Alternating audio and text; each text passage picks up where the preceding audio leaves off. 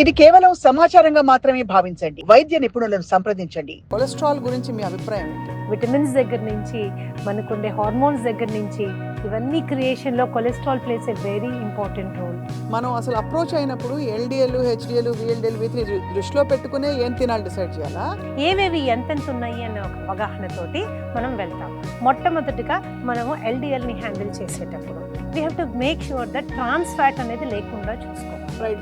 Fried foods ఇంట్లో కాదు, బయట చేసిన ఫ్రైడ్ ఫుడ్స్ ఏది ఇంట్లో అప్పుడప్పుడు ఓకే అంటారు. ఎప్పుడైనా 10 రోజులకి 15 రోజులకి శుభ్రంగా 2 గారెలు వేసుకుని తిన్నా.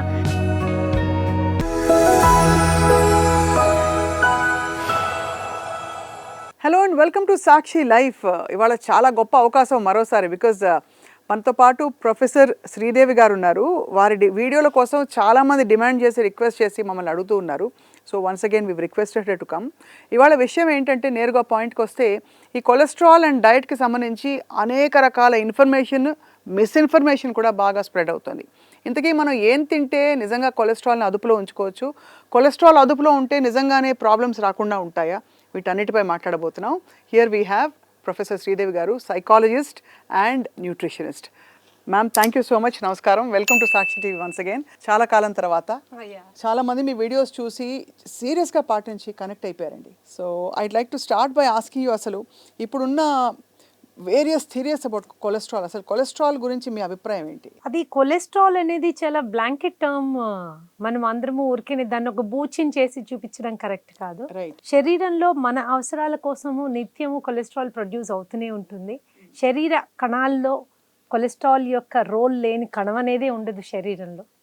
Especially right from cell membrane formation దగ్గర నుంచి, విటమిన్స్ దగ్గర నుంచి, మనకుండే హార్మోన్స్ దగ్గర నుంచి, ఇవన్నీ క్రియేషన్లో cholesterol plays a very important role.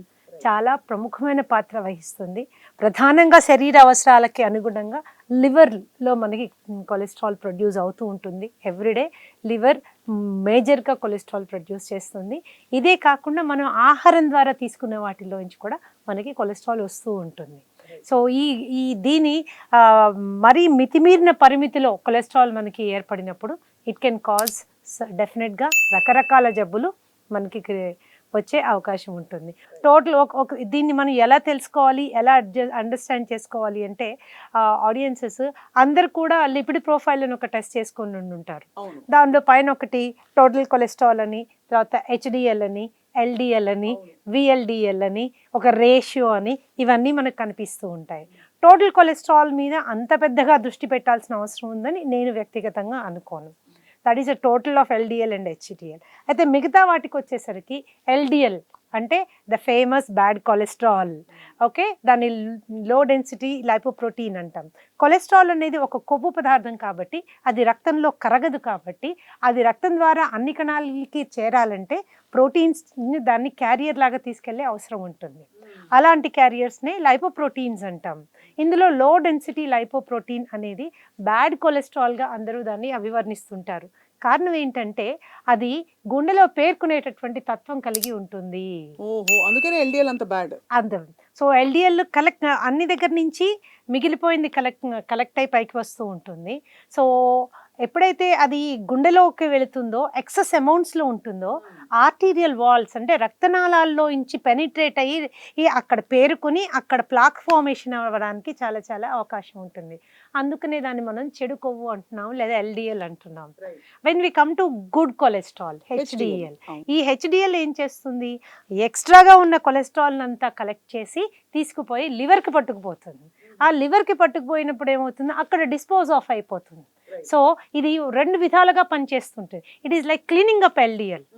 Extra LDL మొత్తం క్లీన్ చేస్తూ ఉంటుంది, తద్వారా గుండె భద్రతకి తోడ్పడుతూ ఉంటుంది. సో మనకి చెడు LDL వల్ల వచ్చే చెడుని కూడా ఇది మిటిగేట్ చేస్తుంది. డెఫినెట్గా, because when there is no excess LDL there is no harm for the heart. That's as simple as that.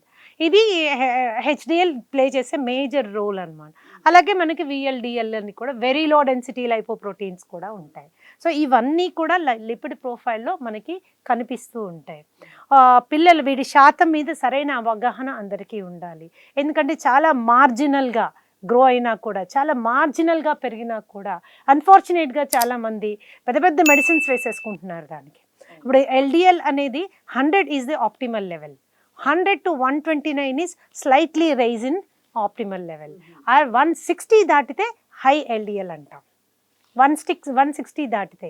కానీ 110 120 ఉండగానే మోర్ బెటర్ వేస్, అంటే ఏ విధంగా దాన్ని తగ్గించుకోవడము అనే దాని మీద కంటే టక్కని టాబ్లెట్ వేసేసుకోండి. అంటే మీరు ఏమంటున్నారు, ఒకవేళ 120 180 నా బార్డర్ లైన్లో ఉంటే దాన్ని డైట్ ద్వారా కరెక్ట్ చేసుకుని తగ్గించుకోవచ్చు అంటున్నారు. బార్డర్ లైన్లో కాదు, నా ప్రాక్టీస్లో చాలా హై ఎల్డిఎల్ లెవెల్స్ని కూడా మనము ఆహారపు అలవాట్లలో మార్పు ద్వారా సమర్థవంతంగా దాన్ని మనం మేనేజ్ చేసుకోవాలి. ఎలాగా అంటే దాన్ని ఎలా పారద్రోలుతారా?